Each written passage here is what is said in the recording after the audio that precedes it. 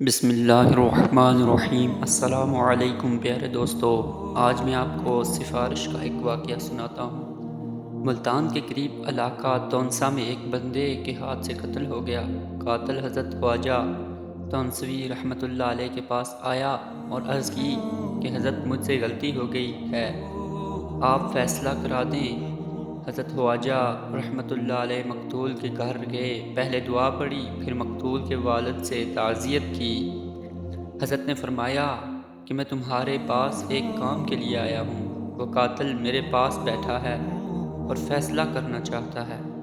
یہ سن کر مقتول کا والد رو پڑا اور کہا، جب آپ اس کی سفارش فرما رہے ہیں تو میں اپنا بیٹا مفت میں بخش دیتا ہوں، بس میں نے مقتول کو معاف کر دیا۔ مزید اس نے کہا، حضرت آپ کے آنے پر اتنی خوشی ہوئی کہ میرے جتنے بھی بیٹے ہیں اگر یکے بعد دیگر قتل ہو جائیں تو آپ کے کہنے پر میں سارے قاتلوں کو معاف کر دوں گا۔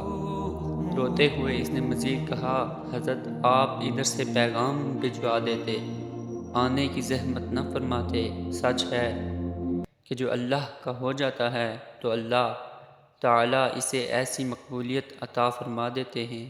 تو پیارے دوستو، آپ نے دیکھا کہ اللہ والوں کی سفارش پر لوگ اپنے بیٹے کے قاتلوں کو بھی معاف کر دیتے تھے۔ کیا شان ہوتی ہے اللہ کے ولیوں کی۔